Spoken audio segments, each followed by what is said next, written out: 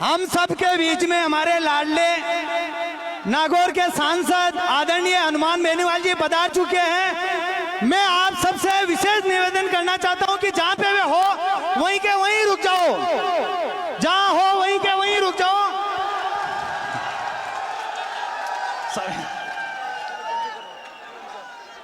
बोलो वीर तेजाजी महाराज की। आप सभी से हाथ जोड़ के निवेदन है कि अपने को अब मैं हनुमान बेनीवाल जी के स्वागत के लिए मैं निवेदन करूंगा कमेटी के सदस्यों से। कमेटी के सदस्य रामलाल जी थाकन, दयाराम जी दौड़िया, सरवण राम जी शेषवा, प्रहलाद जी, जीवन राम जी, सब समस्त जाट सरदारी की तरफ से भंवरलाल जी, कृष्णाराम जी, चरण सिंह जी, मुकेश जी, गोपाल जी, करदाल जी, फड़ोलिया, लक्ष्मण जी, आप सब की तरफ से जोरदार, एक बार जोरदार तालियों से स्वागत।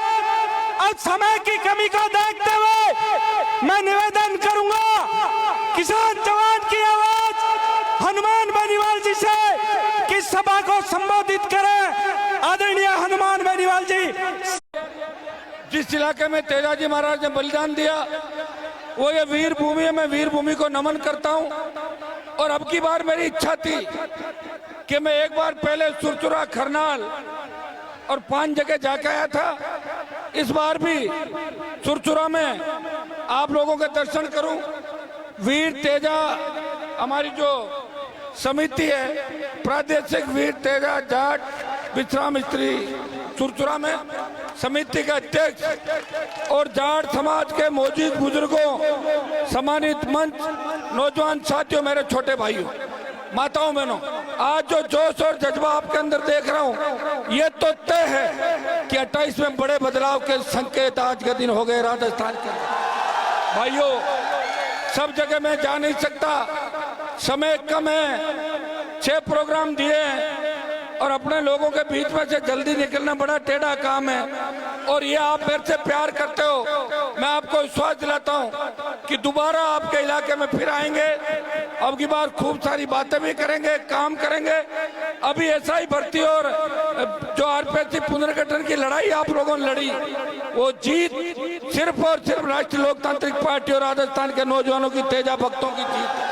हमें इस देश के अंदर सेना का सम्मान लौटाना है, अग्निवीर को समाप्त कराना है, किसान की एमएसपी खरीद गारंटी कानून बनाना है, टोल मुक्त कराना है, किसान का कर्जा माफ कराना है, सशक्त लोकायुक्त और मेरे छोटे भाइयों को सम्मान मिले, किसी अबला बहन बेटी की चीख पुकार और राजस्थान में नौजवान किसान आत्महत्या नहीं करे। इन्हीं मुद्दों को लेकर हम राजस्थान में आगे बढ़ रहे हैं। जब भी किसान कौम को आवश्यकता पड़ी, लोग तो कोई कहता मैं कांग्रेस का हूं, कोई कहता बीजेपी का हूं, कोई कहता मेरा कैरियर खत्म हो जाएगा, कोई कहता अगर मैंने अपने आप को जाट कह दिया मैं तो बर्बाद हो जाऊंगा, मेरे वोट टूट जाएंगे।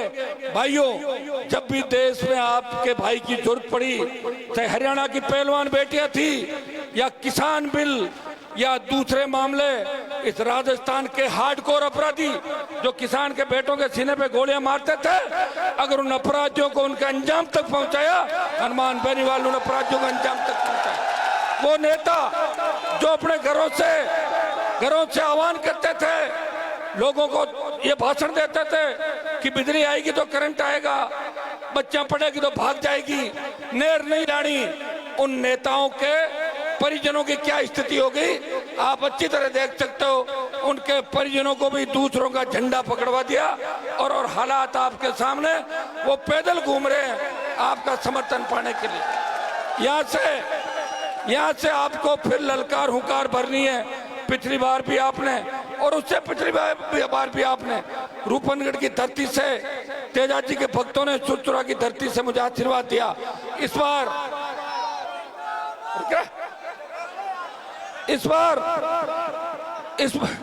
बार 28 में किशनगढ़ में भी चुनाव लड़ना है, पुष्कर में भी लड़ना है, तमाम सीटों पे लड़ना है और राजस्थान की सत्ता पे कब्जा करना है। मांगने से कोई राज नहीं देगा, राज को छीनना पड़ेगा। और आज मैं आपको बता दूं कि जिस तरह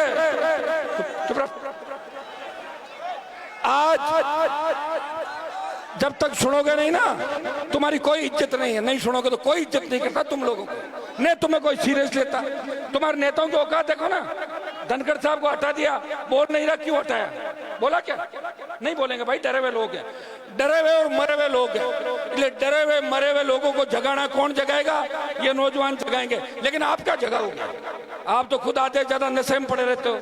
कोई स्मैक खाता है, कोई एमडी खाता है, कोई थोड़ा दूसरा काम करता है, तेज गाड़ियां चला के एक दूसरे पर चढ़ा देते हो। समझदार बनो, कोई नहीं पूछ रहा तुम्हें लेके सरकार सीरियस नहीं। सिर्फ मैं लड़ रहा हूं इसलिए तुम्हारी पूछ है। अगर कल मैं लड़ाई बंद कर दूं तो तुम्हें 50 साल और गुलाम रहना पड़ेगा। क्या ये चाहते हो क्या? तो चुपचाप छोड़ो मेरी बातें, बकवास मत करो बीच में। शर्म आती नहीं तुम लोगों को? क्या वजह है? कोई नारों से कोई सरकार बदली है क्या? वोट डालना सीखो, इंतजार करना सीखो और अपने नेताओं का सम्मान करना सीखो। जिस तरह घूम रहे हो, धक्के मार रहे हो, क्या कभी नेता नहीं देखा क्या? ये हेलीकॉप्टर नहीं देखा तुमने? नहीं देखा ना? हाँ तो बोलो देखा है। पहले भी लाया था, और लाऊंगा। चाहे उधार लेके जमीनें बेचनी पड़ जाए, तुम्हारा सम्मान बढ़ाऊंगा। लेकिन तुम अपने आप को काबिल बनाओ कि सम्मान के काबिल हो। जिनके लड़ता हूँ वही मर जाता है, जिसको लाता हूँ वो बिक जाता है, जिसको मनाता हूँ नेता वो बिक जाता है, वो भाग जाता है, वो जाता है और कांग्रेस बीजेपी में जाके उनके पैर छूते जाके। तो भाई ये व्यवस्था है और हमें 22% आबादी को राजस्थान में बताना है कि शेड्यूल कास्ट के भाइयों को साथ लेके हम राजस्थान की सत्ता पे कब्जा करेंगे। और इसमें सबसे बड़ी भूमिका राजस्थान के नौजवान की होगी, किसान के बेटों की होगी। हा हू हल्ले से कुछ नहीं होता, हल्ला बहुत लोग करते हैं। ये तो अगर देश की राजधानी मुंबई होती तो जाट समाज को कोई नहीं पूछता, मराठे पीटते तुम्हें वहां पे मुंबई में, पता पटक पटक के। ये तो दिल्ली आप है और दिल्ली के चारों तरफ अपना है, इसलिए अपनी इज्जत है, वो भी थोड़ी बहुत समझ में आ गई ना। कोई कैबिनेट मंत्री नहीं तुम्हारा, बीजेपी वाले तुम्हें कुछ नहीं मानते और न कांग्रेस मानती। कर्नल सोनाराम की लाश को मोर्चरी में डाला, सतपाल मलिक को सम्मान नहीं दिया और धनखड़ को किस तरह भगाया, दूध में जब मक्खी को फेंकते हैं। तुम्हें कोई सीरियस नहीं लेता क्योंकि तुम अभी समझदार नहीं हो और समझदार होने में समय लगेगा। मैं भी 28 तक ही लड़ूंगा। 28 के बाद अगर तुमने सफलता नहीं दी तो मैं भी दूसरे रंग में रहूंगा। मेरी जिंदगी खराब करने के लिए पैदा नहीं हुआ, मेरी जिंदगी खराब कर दूं और तुम्हें तैयार करूं और तुम दूसरे दलों के अंदर भाग जाओ। मैं धंधा नहीं कर रहा हूं। आज तेजाजी महाराज का सुरचुरा का कार्यक्रम है, यहाँ बलिदान था, इसलिए मैं आपके बीच आया हूं। और पिछली बार मैं जब आया था उससे 10 गुना जोश आपके अंदर है, लेकिन जोश में होश रखना है। समझ में आ गई? होश इतना रखना है कि जैसे मैं निकलूं साइडों में हो जाओ, अंदर पड़ते हो लग जाएगी और ऐसा लगता है कि मैं सबसे मिल नहीं पा रहा हूं, मेरी खुद की यूं लगता है मुझे क्या हो गया इन बच्चों के, क्यों ऐसे टूट रहे हो? क्या देखा नहीं क्या मुझे? हमेशा बीच में तो रहता हूं आपके। तुम तो ऐसे भागते हो जैसे कोई फिल्म में हीरोइन आ गई उसको पकड़ लें, ऐसे भागते हो। चलो मैं तो तुम्हारा भाई हूं, तुम्हारे बीच ही रहता हूं। इस तरह मत करो, उसको आराम की भी जरूरत है, वो परेशान भी रहता है, एक अकेला लड़ रहा है इस देश के अंदर। उसे ताकत दो, मजबूती दो। पंचायत चुनाव लड़ने हैं कि नहीं लड़ने हैं? कोई दम है क्या? सीटें जिताओगे, फूस करोगे? अभी तो फूस ही करता है मुझे, इसलिए बात कर लेंगे। तेजा समिति कर हमारे सारे जो समाज के लोग हैं इनका हृदय से आभार। मेरे 3 प्रोग्राम हो रहे, इसलिए इजाजत चाहूंगा। बोले तेजाजी महाराज की धन्यवाद। हेलो,